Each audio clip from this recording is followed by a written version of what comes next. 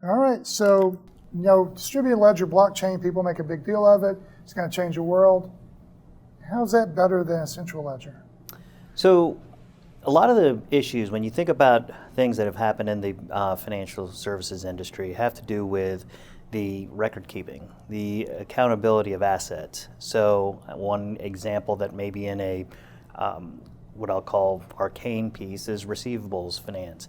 In receivables finance or factoring, as some people may say, a vendor will take a receivable and ask for payment up front and have to pay that back, or we'll get paid 30 days, 60 days, 90 days later. A lot of the lenders had found out at one point in time that these vendors were actually selling that receivable 1, 2, 3, 4 times. With a blockchain or distributed ledger, you have the benefit of actually having a ledger that is immutable, so it tells you the truth. It's distributed, meaning everybody on that network actually has a copy of that and can actually tell you that, okay, this invoice has actually been sold and is no longer in the possession of that particular vendor. So it prevents double counting of assets. It prevents the ability or the opportunity for fraud to be perpetuated between network or market participants. One of the neatest things that I've heard say is that the blockchain will actually allow counterparties to replace trust with truth. So it provides the truth along all the decentralized nodes along that network.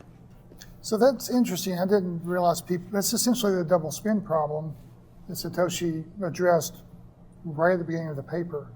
Was that really prevalent? Because it seems like the trust and the reputation you would have would go away immediately. As soon as I found out Jeff is double dealing, why would I go back to work with you again? Absolutely. So, for those that remember when there were paper checks, and there are still close to 40% of the transactions that still happen on paper checks, there were issues with people writing or bouncing checks all the time. And that was just a function of the settlement processes or the processes of extracting payment for those checks having a time lag. With the blockchain, you actually now have the ability to settle transactions almost immediately or simultaneously, near real time, however you want to put it. And so it's possible to know that the assets, when they're either conveyed, will actually happen at that point in time, or you will actually have a little bit better visibility into whether those assets actually exist or not at that point in time. So the double spend problem exists in a number of different ways. Commercial land, you see the stacking of invoices. In consumer land, you saw the fraudulent kiting of checks or bouncing of checks. So it is an issue that exists in a number of different forms and fashions. So tell me some interesting use cases you've seen that you think will actually work, of blockchain. Sure. So one of the, again, going back to the immutability, the characteristic of provenance where you can actually determine, is this object what somebody says it is, and is it coming from where they say it has come? One of the most prevalent use cases will be in the transfer of title. So transfer of ownership of anything from tangible and intangible assets. So that's everything real world and financial. So we see use cases now where securities, tokenization and the use of the blockchain is being used to make that process of transferring those securities more efficient.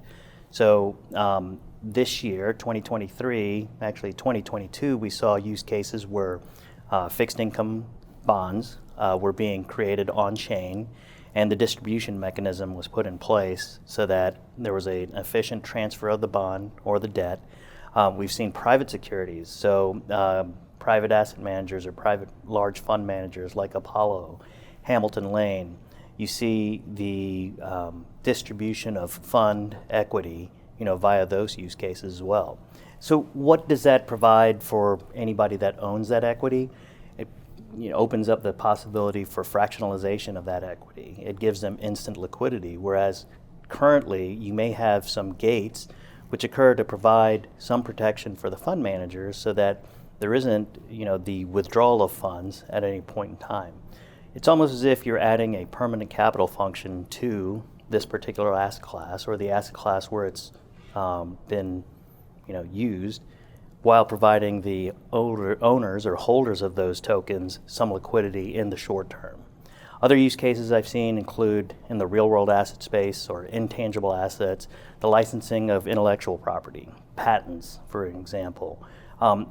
Right now, the way that a patent is conveyed, whether it's ownership or licensing, occurs through the legal offices. So lawyers get into a room and they will discuss and negotiate on the value of that particular patent.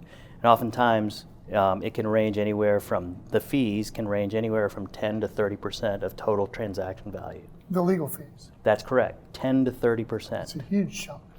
So if you believe, or if you think about housing or houses, which are conveyed at 6%, these are transactions that happen 10 and 30%. It's important because intellectual property, it's been forecasted, or it's been said, ranges about 90% of the S&P 500's market value. 90%. So, take 10 to 30% of that, multiple times, you can see that the efficiencies of having a transparent ledger system where ownership, of those patents can be conveyed, as well as the understanding of where those market values are, it scrubs away a lot of the inefficiency within that system. Other financial securities or other transactions where you see, was told of a case where infrastructure lending. Infrastructure lending deals with bridges, toll roads, large projects that, large capital projects, complex, long duration, very heavy lift kind of deals. That market is about $93 trillion, and typically it's the banks that have been used to underwrite those deals because they had the balance sheets that could support them. Tokenization actually gives them an ability to fractionalize those deals as well and syndicate out that risk to insurers, pension funds, endowments that have similar long duration appetites, but maybe not the balance sheet to underwrite a whole deal or a whole infrastructure, loan. So I want to make sure we're defining terms. When Sure. you say tokenization, tell us what you mean by that. Sure. So when I talk about tokenization, it's actually using blockchain technology to wrap or to secure. In some ways, it's collateralizing these tokens which are minted or created and then are traded on the blockchain. I come from the world of securitization, where every security or every fixed income asset was actually collateralized by another cash flowing asset.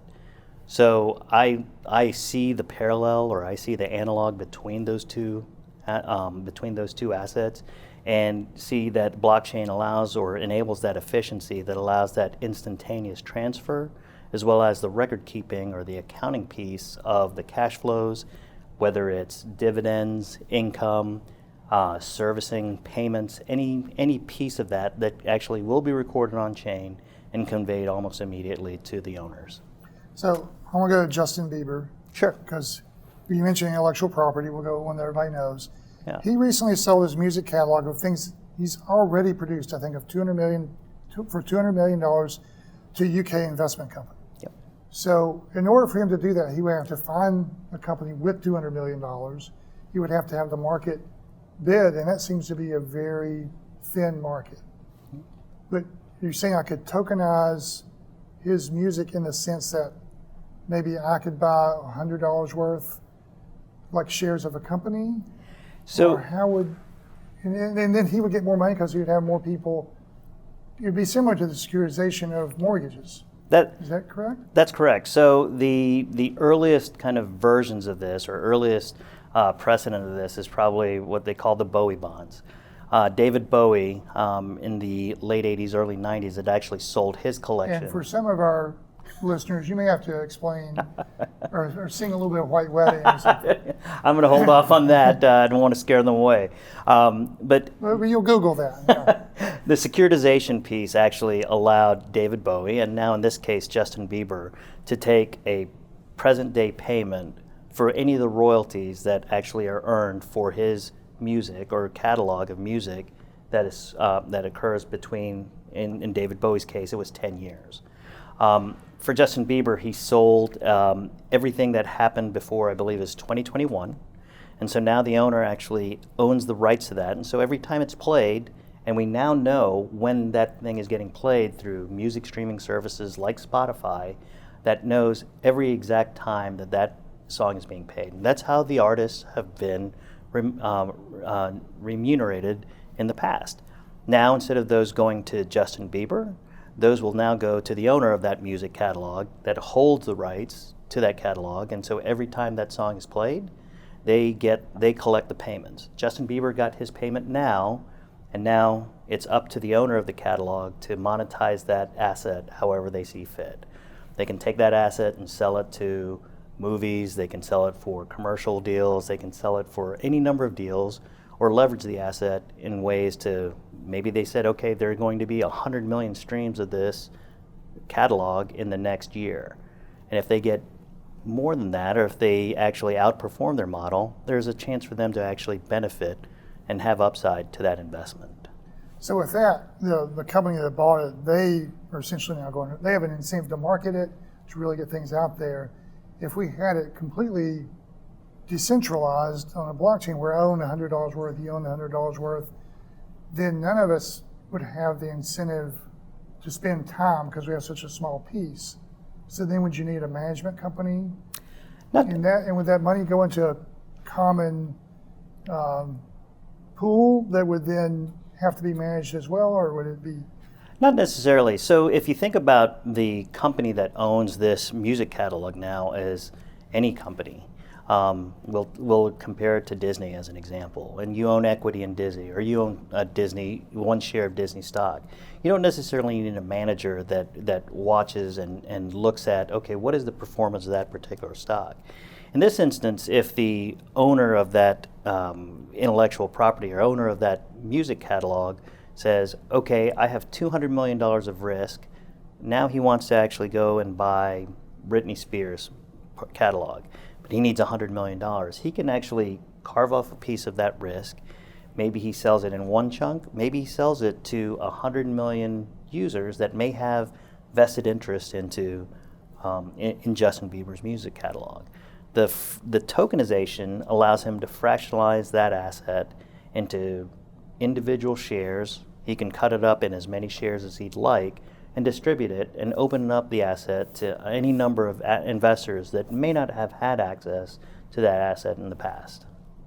So that makes it a lot easier to actually execute that, right? Because you have more people that are interested. But would you need a permissioned blockchain? Because now would this be a way for a criminal element to, like, if I'm not permissioned, like an anonymous blockchain, does that make sense? So I would be able just like to kind of launder the money, but if it's permissioned, then I can only sell to people who meet certain requirements. Would that be the case? So depending on the asset, and I'm a believer that with financial assets, with real world assets, that permissioned blockchains, we won't be able to escape, right? There are still KYC, or know your customer rules, KYT, know your transaction rules, which anybody that traffics in financial products has to abide by, right? So there is know your customer regulations and rules that have to be met.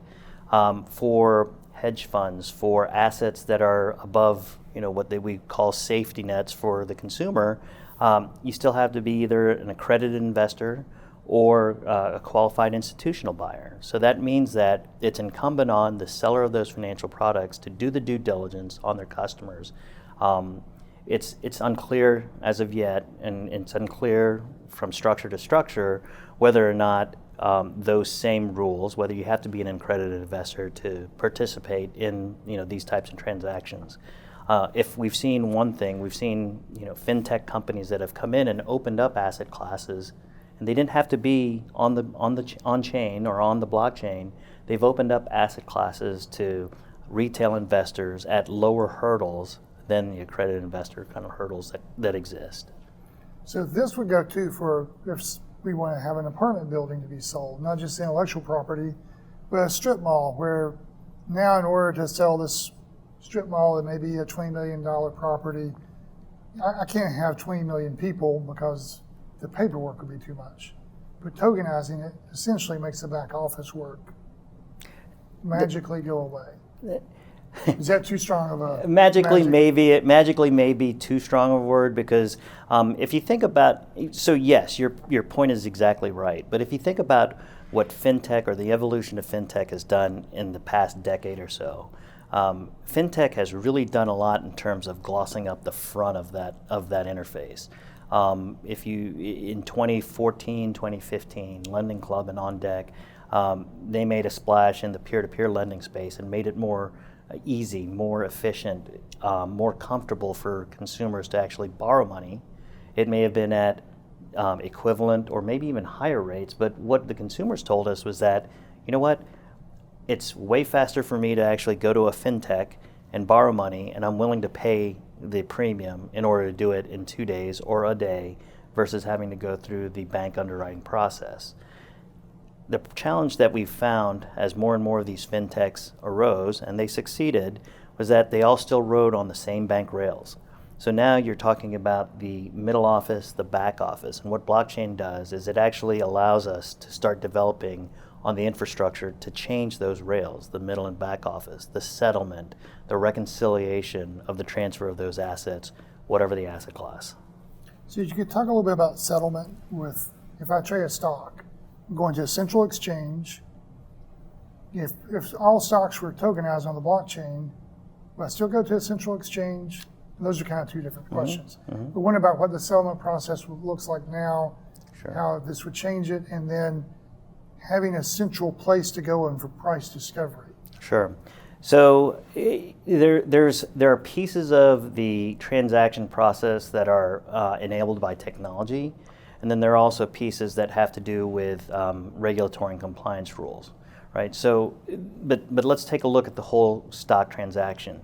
When you buy or sell a stock, there are 7 counterparties that touch that trade. At one point, it was a lot more, where you had floor brokers, you had market makers, you had the introducing broker, you had a number of different middlemen that actually were touching that trade from the time it went from the seller to his broker, to the floor, to the market maker, and then repeated the same process up on the buyer side as well. That's just to trade the stock or to negotiate the deal. And then you had the transfer of certificates, you had the transfer of cash, and then you had to make sure that it was recorded properly by a transfer agent that said, oh, Jeff Gapusan's address is 123 1331 Mockingbird Lane, and Jonathan Godby's address is 123XYZ, right? So what the blockchain will allow you to do is to have that record keeping, or potentially the permissioned access to that network, allows you to have and separate our personal identifiable information from the actual public trade details. We can then combine those together and transfer it. And we don't necessarily need the transfer agent to always touch that, or they'll touch it in a way that's more efficient than it is with respect to trading these old, physical documents. So that the record keeper there would be essentially working for the company, like an IBM, or Potentially, so they would know, like, who needs to know that you own the stock and I don't own the stock? Yeah. So potentially, and so what that enables, and this is kind of the heart of Web3 or the metaverse, is that every Web3 entity actually owns their assets, or owns their identity, their assets, and it can reside on chain. They can then manage that. I do believe we're a long way to getting there, mostly because if you think about, and I see it in small SMBs, small, medium-sized businesses, as well as enterprise, the very best ones actually operate, the very best operators are the ones that focus on their business. To now have a capital markets function where I'm worried about or looking at transferring risk or managing a share sale, that's not necessarily something that they think about every day. And so the step from where we are now to getting to that, what you just described, there will be some transformation along the way, but I don't believe it's just technology that will get us there. We'd like to get to that point. It's about the disintermediation of those middlemen, those brokers along the way, to make that more efficient, to make the transaction, as seamless as possible. So this just occurred to me as you were talking. So if we have a permission blockchain, then Warren Buffett starts buying up a stock. Right now, I don't know what he has to disclose. There's always a time lag. Would this make it almost instantaneous that everybody would know Warren Buffett or Bill Ackman or another big hedge fund came in and just purchased the stock? Not necessarily, because there are ways and methods in which that the identities can be obscured, and we do that for a number of reasons. Currently, with fiat assets, you have the kind of rise of dark pools, or you have the obfuscation of who's buying what, simply because they may be wanting to keep their position secret so that nobody else is actually buying this, buying the same asset and driving the price up. The way that the blockchain is currently, or most blockchains currently are working, is that we're not getting we're not at instantaneous recording of transactions as of yet. On Bitcoin, it takes anywhere from 4 to 6 hours for these transactions to get recorded on chain. But there are definitely different layer 1 networks where it's instantaneous recording of different transactions.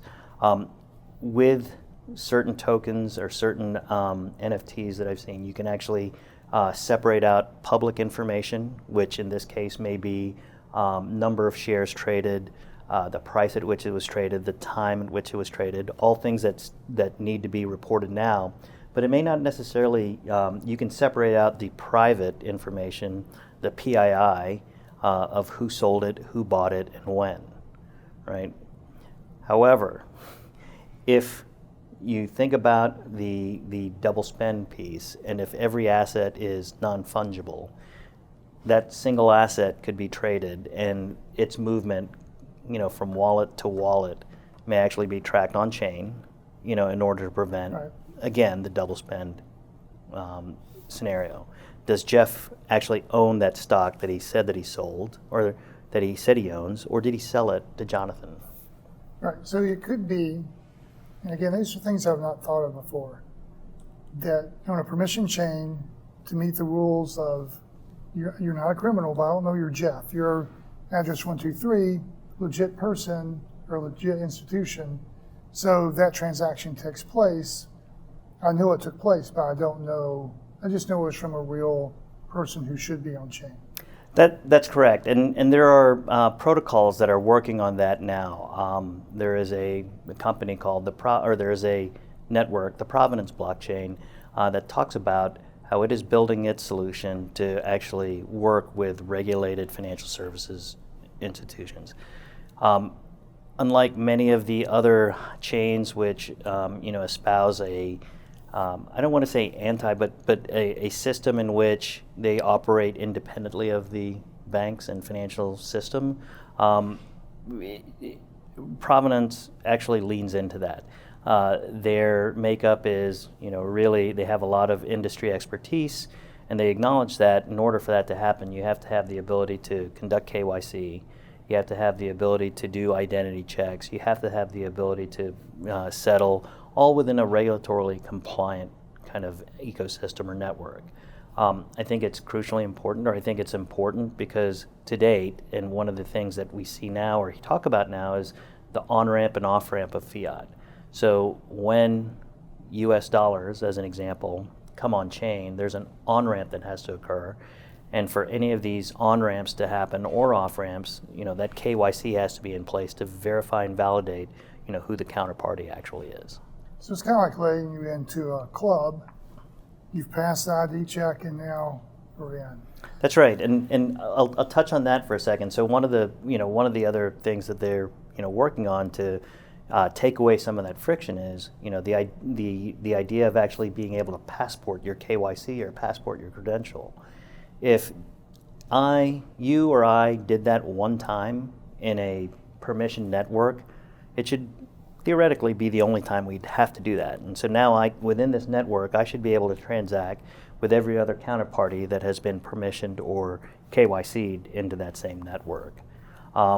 Still a lot to kind of work through on that, and that's why the development is happening, in order to kind of satisfy those needs or satisfy those inquiries that come from the regulatory bodies. So I want to talk a little bit about a case in California with putting car titles on blockchain. First, just so we're clear, with fungible tokens, it doesn't matter. It's like a dollar bill. I don't care if I have this particular dollar bill or that dollar bill. They have serial numbers on them, but I don't care which one it is. Mm-hmm.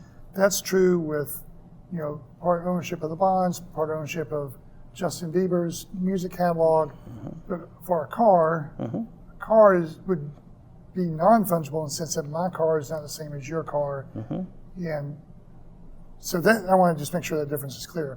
But what are your thoughts on California doing this, and also developing nations that may not have the same court infrastructure Mm-hmm. that the state of California has to put their assets on blockchain, like farmland or houses, Mm-hmm. et cetera? Yeah, so ironically enough, in those developing nations that may not have that paper system or record keeping in place, it may actually be much easier to start from scratch. Like cell phones. Years ago when cell phones Correct. were first popular, I was traveling in a developing nation and there were no landlines. Mm-hmm. They never had, they just skipped straight to cell phone. That's exactly right. And so what you have is, and you'll have to forgive me, but in India there was a city that was created. It was in what they had called FinTech Valley. There was no city there to begin with. Within a year there were 1 million people, and their hope, and at the time, their goal was to actually put on chain or create a record keeping system of record that was on chain.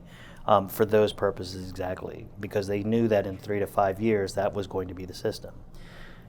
In California, where you're talking about millions of cars, maybe even tens of millions of cars, that now have paper titles or current paper titles, what you have is the issue of digital twinning. So now I have a paper title to this automobile, and then I have that digital representation sitting, on chain. Digital twinning causes, plenty of issues too. So which is going to be, to your point, the valid piece of ownership or marker of ownership should any kind of conflict of ownership actually go to court? Well, I've got the paper title. Well, you have the digital title. So I think that that's a challenge that they're going to have to work through and understand, how do I actually, when I mint the digital title, burn, maybe it's even literally, the paper title, so that only one form of ownership is recognized, or one piece of ownership is recognized, and which one will it be? Would that be like the on-ramp of fiat to? So the fiat there would be my paper title. That's right, so talking about the on-ramps and off-ramps, it's in my mind, I think it sounds great from 30,000 feet up, but with any of these technologies, what I'd like to think about is, how do you and I, if I was selling my car to you, what does that process look like if I have a tokenized title? Do you have the ability to actually accept that? Do you have a DMV wallet? Do I have a DMV wallet? We see those questions about how would it happen on the tactical or day-to-day kind of operational side. And from 30,000 feet up, a lot of these ideas are fantastic, but it comes down to the actual execution of those ideas, and where are the friction points that prevent that from happening. Oh, I don't have a DMV wallet. What do you mean a DMV wallet? Where do I get one of those? Is it an app? How do I actually now transact with that? So it seems like eventually it would be easier, but that transition would be tough, because if I had a DMV wallet, you might say I have proof of insurance on the wallet, I would have my driver's license on the wallet. I wouldn't have to carry around all that. If I'm pulled over by a police officer, there is all my information immediately. I know I can sell it to you because you're valid on the chain. Makes more sense to go straight to that in a developing country. That's correct. But let's rewind. The way that technology, and let's look at money. As a whole, credit cards have been in existence or in wide use for probably over 40, 50 some odd years. I think 1950 was a diner's card. So 70 some odd 73, yeah. years. Yeah. So in that time or during that time, there have been predictions about cash going away. There have been predictions about paper checks going away. But as I said earlier, roughly 40% of all business payments are still made by check. And while the actual usage of cash, as we saw during COVID, has declined, people still use cash all the time. There is still a paper-based cash/fiat economy that exists. Does that go away completely? It's unclear. Why do you think that cash has been that sticky, so to speak? So this one's a fun one because when people start talking about the blockchain, there's a lot of misconceptions about the blockchain's ability to transact or to be used for illicit goods and services. There was unfortunate incidents where they talked about the Silk Road and the use of Bitcoin to pay for drugs, pornography, you name it, on the dark web. The fact is, Bitcoin is more traceable than any other form of money, digital or fiat, than cash ever will be. When I have cash, I can spend that cash and nobody will have any record of that happening.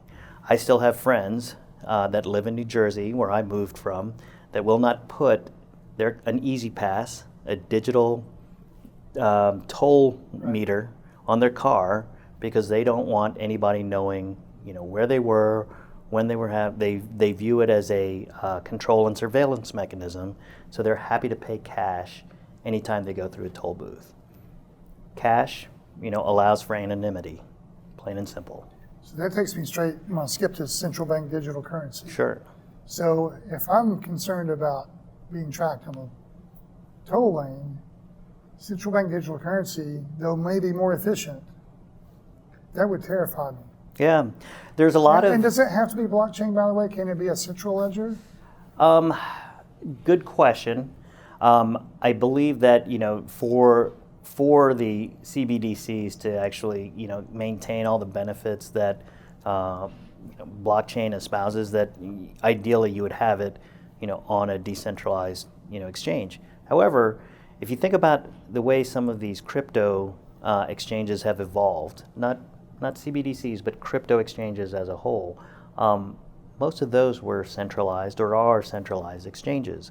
If I think of a sovereign issuer of cash or a sovereign issuer of tokens, CBDCs, there's going to still be a need or a desire to maintain some control, of that monetary supply or of that supply, and that entails having a central node or a central authority that controls it. The biggest concern or the biggest fear I think that people have about CBDCs is the idea of programmable money.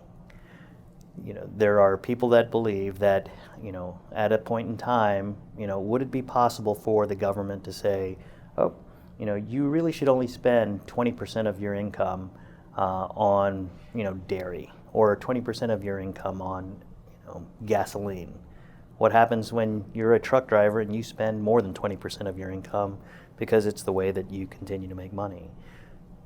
Again, I think that those are the concerns, or it's a slippery slope to think about, and on face value, people say, oh, that'll never happen. But incremental steps, it potentially opens up that possibility. It may not actually be the ability to curtail what you buy and spend, but do you want your government knowing where you're spending your money every day? So I've heard the argument, like in the COVID crisis, when they're trying to get the stimulus money out, if we had that in place, it would be so much simpler, because if they could just send the COVID check to your digital wallet, central bank digital currency. But the flip side of that would be, if the government comes to power that doesn't like Jeff, I'll just take that money back just as quickly as I gave that money out. So the trust equation with the government would change dramatically. That's Yes, that's correct. During the crisis, during the COVID crisis, there were cities, I believe it was Miami, that had said, okay, we're going to start, giving Bitcoin or digital currency to all our citizens. And so their idea was to create a, Miami wallet, for, Right. for citizens there. To my knowledge, that has not and did not take off, whether it's technical or technological concerns, issues, lack of demand, lack of appetite for that. There was certainly a lot of conjecture around, well, do I really want, to have this on my phone or on my person, or, the ability to take the $20 or whatever that sum was, but still, having it used or using it in a way that it could be potentially tracked or used against me. I think that a lot of people also look at, different types of technology experiments that are happening, in China, as an example, social credit scoring. We have these stories of where, people whose social credit score has been, is negative, and they're prevented from traveling from, one zone of the country to another. Those are the type of fears and concerns that I think people have when it comes to anything centralized that still has government, authority or control around them. This dystopian society where, our movements or our, ability or freedom to actually transact, may be negatively impacted, by that centralization. So that'd be a little bit ironic that the technology developed by Satoshi Nakamoto, whoever that was, certainly seemed, or that group of people seemed to be very libertarian in nature, very don't trust the government. That could be turned to be the exact opposite, where the government would have more power. So we have to think about, like what you said earlier, Bitcoin, all that can be tracked. Mm-hmm. Do you think, I want to go down the road of other coins, do you think Bitcoin will be the winner? Do you think other coins will come up?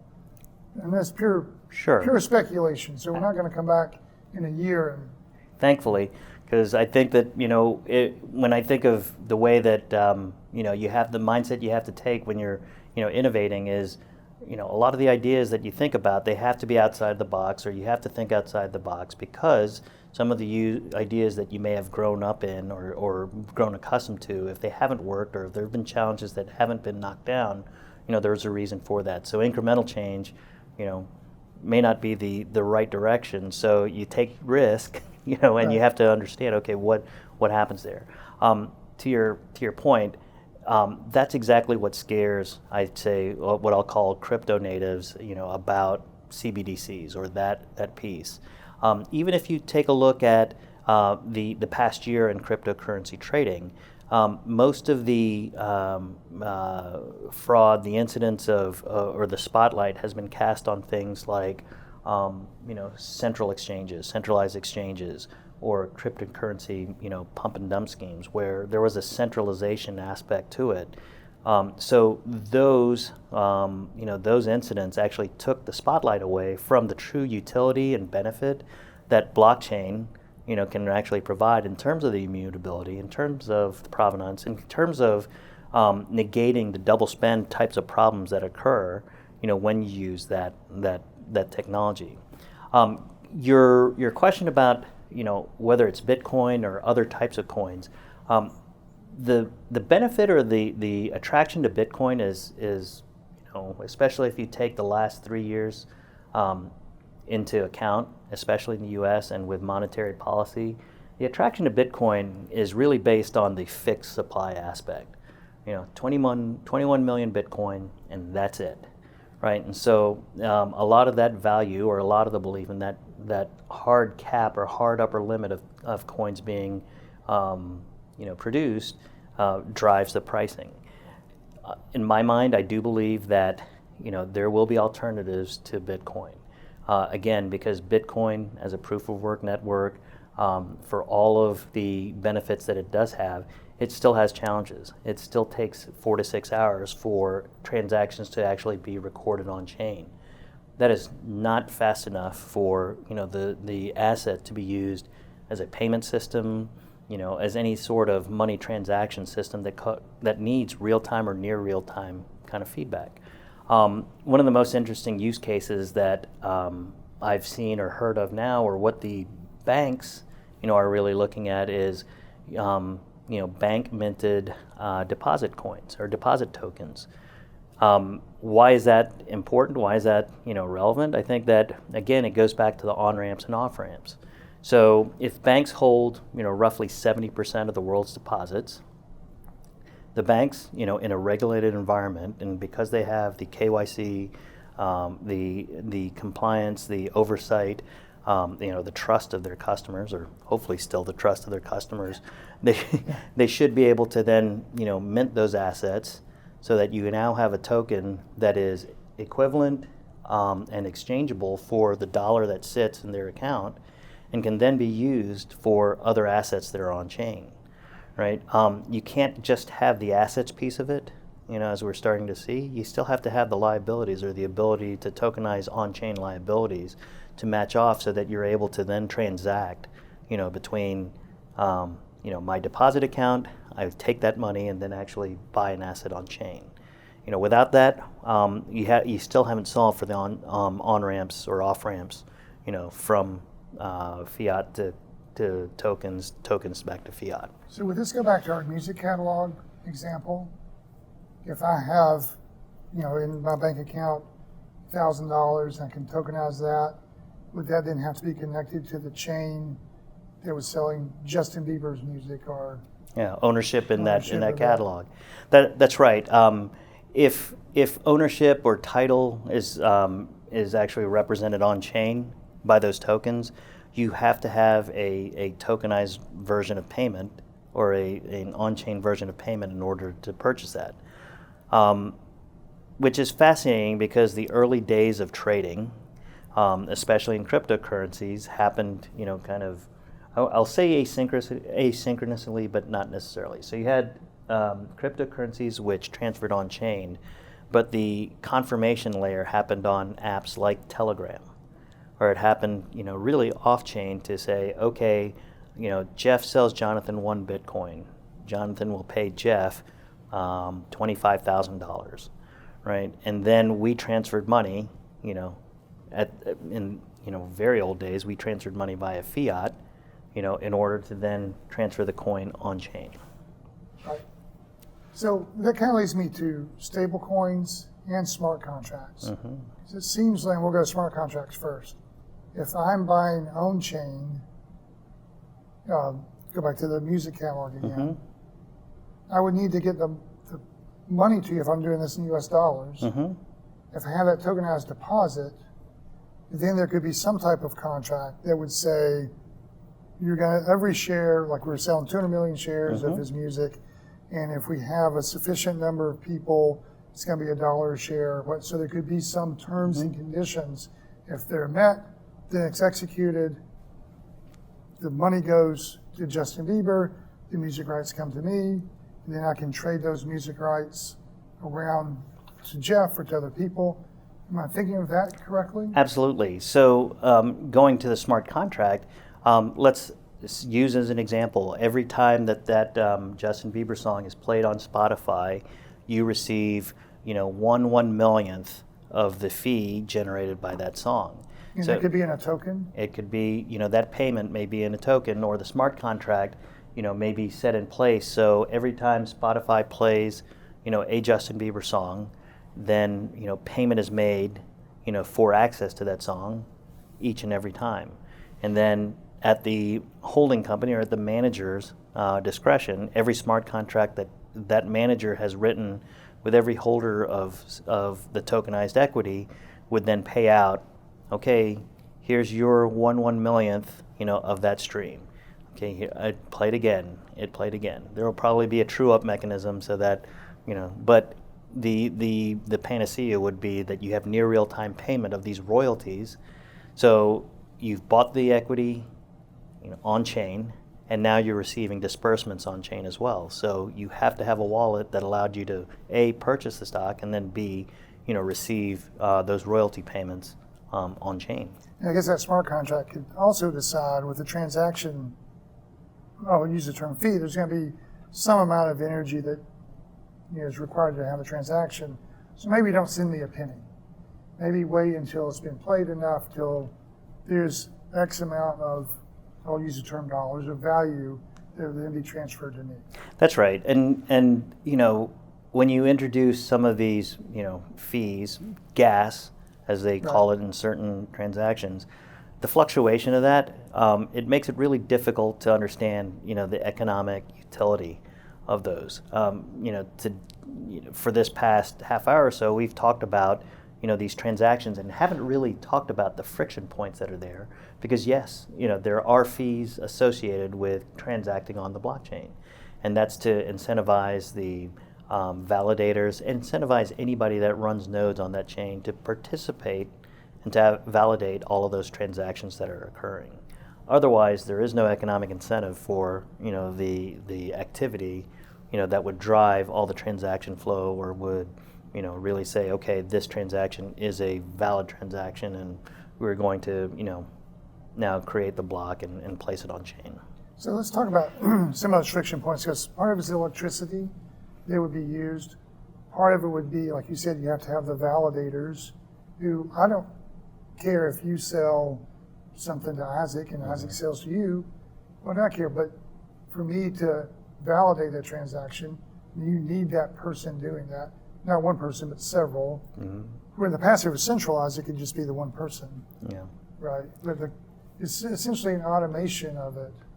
That. So talk about those sticking points. Yeah, that's correct. And so from a power and consumption or power and usage, you see kind of this evolution or shift from proof of work type of validation, or proof of work networks, where you have, and blockchain is a classic example, where you have hundreds of thousands, if not millions, of miners that are solving these equations, every day or every minute, in order to validate blocks on the chain. They get paid that economic reward.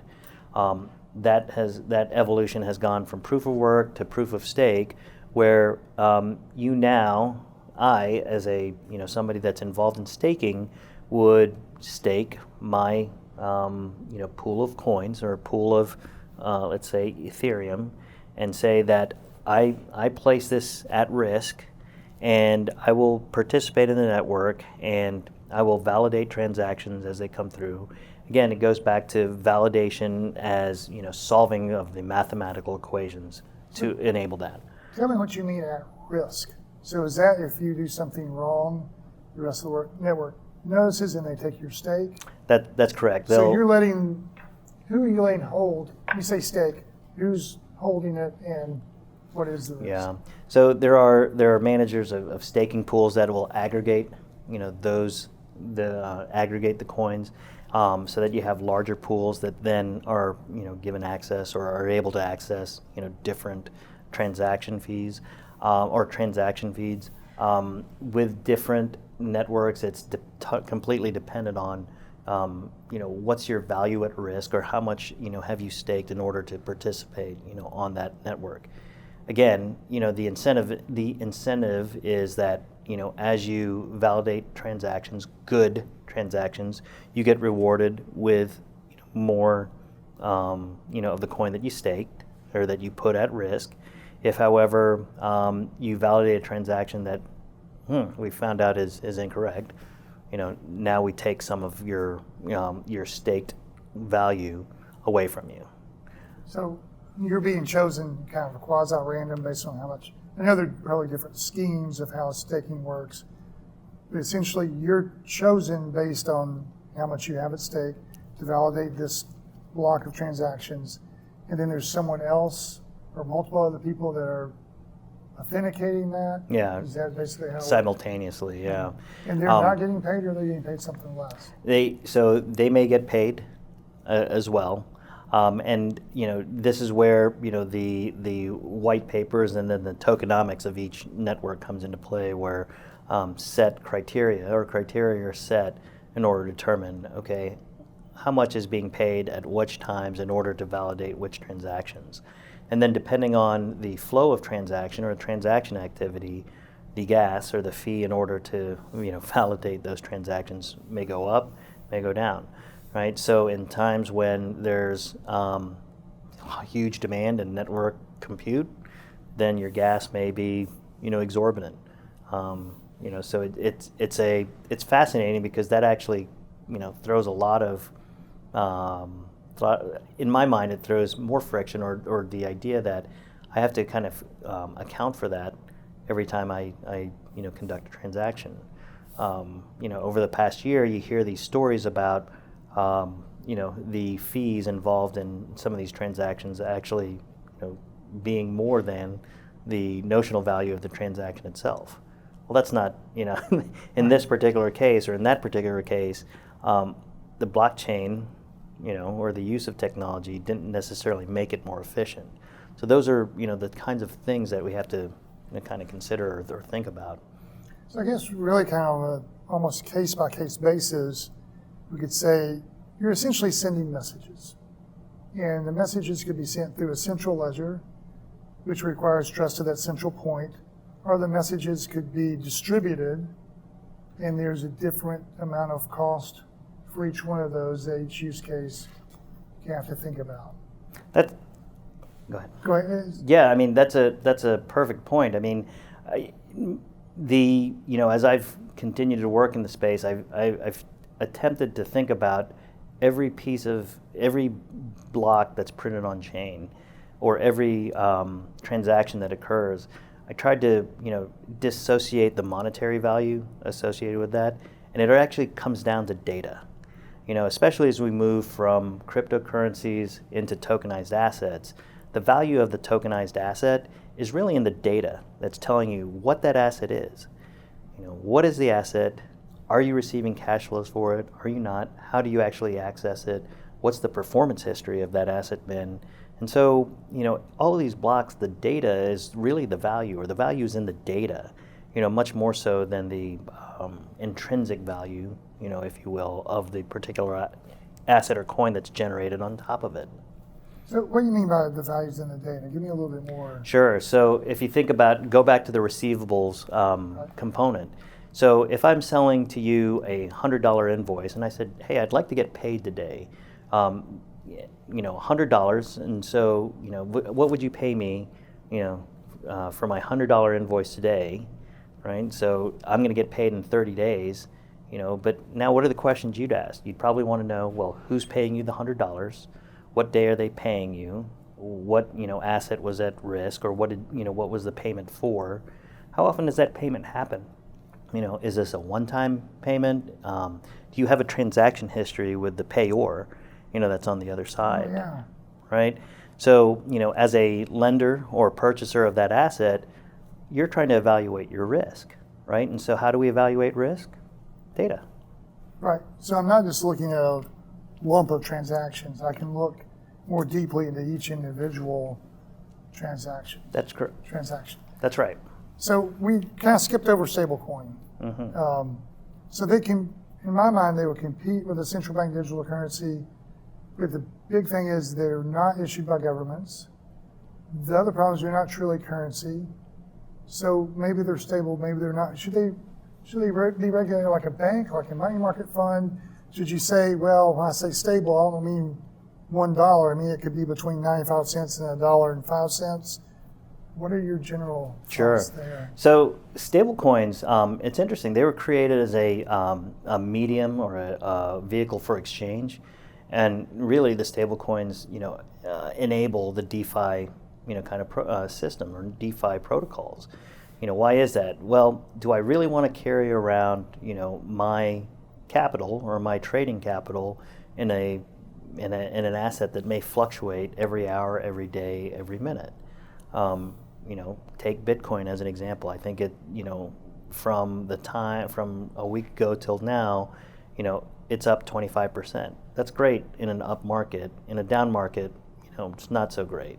And so stable coins were created to provide a, again, stable value instrument that allowed the movement of money or movement of value from one protocol to the next. There were a number of different types of stable coins that have been created. So you have collateralized stable coins that were fully collateralized. You had algorithmic stable coins which computed value based on certain algorithms or formulas, and they were tied to certain different things. Terra Luna was an algorithmic stablecoin, right? And then you have hybrid stablecoins that said, okay, we'll maintain 80% or 90% of value, in these reserves, and then the remaining 20% will fluctuate based on an algorithmic, kind of function. Because of the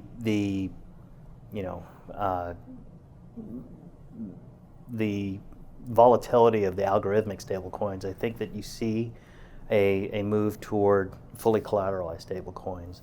And to the point we were discussing earlier, what are they collateralized with? Are you using treasuries? Are you using what is considered high quality paper? What maintains the value of those coins?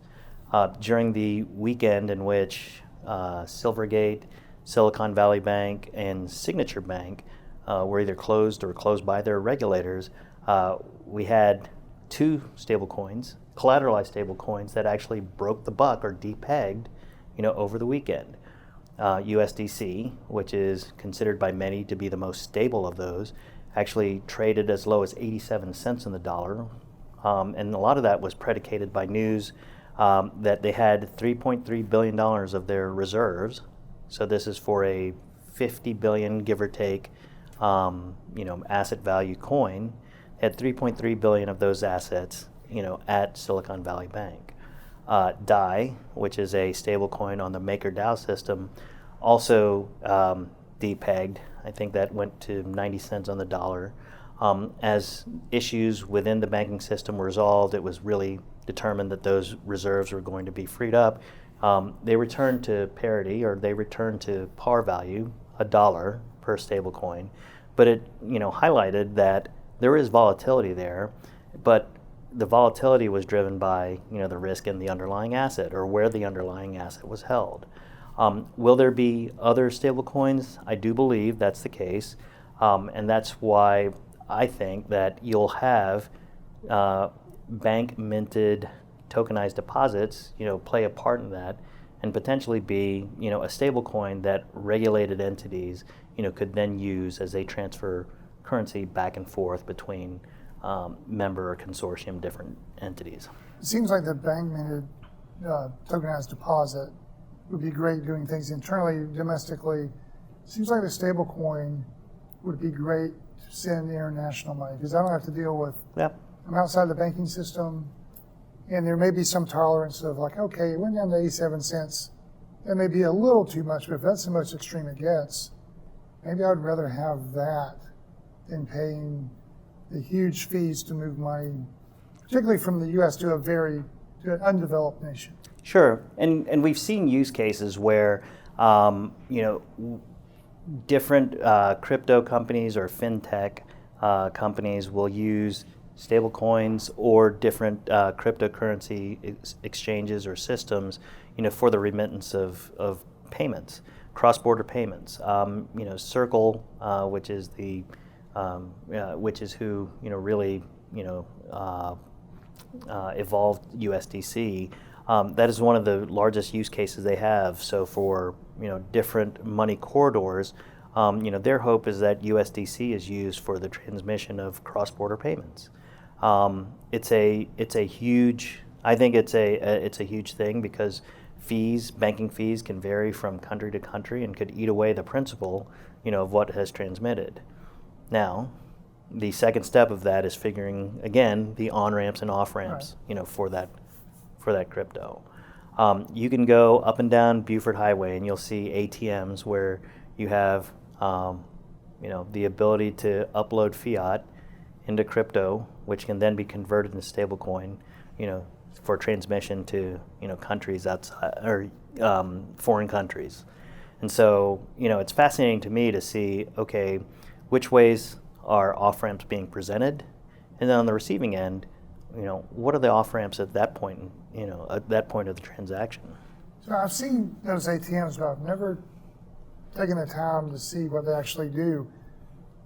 Could I be anonymous on that because I'm just feeding money in? Are there limits? Are there any controls of, I almost said AYC, KYC, AML? Yeah. So I actually went to, I went and looked at an ATM a Bitcoin ATM at on the Georgia Tech campus in one of their restaurants, just to see, what exactly was there. The first thing that stood out to me was the enormous fees that were, part of the system. It was about 7%, 8% fee in order to buy Bitcoin at that time. So what you did was you would put in your fiat. You then get a hash that tells you, okay, here's your Bitcoin, and then you would have to have obviously a wallet to then transfer that Bitcoin. It's being held on chain by the ATM provider that says, okay, it's almost as if you have a bearer certificate, for that Bitcoin, which is not the concept behind digital currencies or cryptocurrencies. Well, we're getting toward the end of time. I really appreciate you being here. I have one last question. Sure. And particularly for my undergraduates. We have undergrads at the Georgia FinTech Academy from all over the university system of Georgia. About 60% of the students are on Pell Grant. What advice would you give to them when they're looking for jobs? What are you looking for? If you're going to hire someone, assuming they have the technical skills, what are those other things you're looking for? Sure. I think that, for me, it's the intellectual curiosity. I would say that the pace of evolution in business and in technology and the convergence of business and technology is happening at such a rapid pace that you have to keep your eyes and your ears open and be open to the fact that the way that we do business today may not be the same as we did a year ago, 3 years ago, 5 years ago. If you just think about the pre-COVID environment, which was 2019, only 4 short years ago, so much has changed in that short period of time, more so than in the 10, 20, 30 years prior to that, in terms of the way that people work, in terms of the way that people pay for things, in terms of the way that we actually look at menus in restaurants now. And so there can be these catalysts that happen, and in order to adapt and to be, you have to be malleable, and you have to be able to, think about or question, okay, how does something, or how will something then evolve, or how will my job evolve, and what can I do, to put myself in a better position to anticipate that? Intellectual curiosity, I would say that, be a willingness to learn, to help, to learn as much as you can about, the company that you're potentially working for or have an interest in. It's easy to, in those last semesters of school, just be fixated on, what's the easiest thing for me to do. Typically that's not a winning solution. Right. Follow your passion, follow your heart, and follow something that you want to be or will be intellectually curious about. Awesome. Appreciate it. Yeah, definitely. That's great. Thank you very much.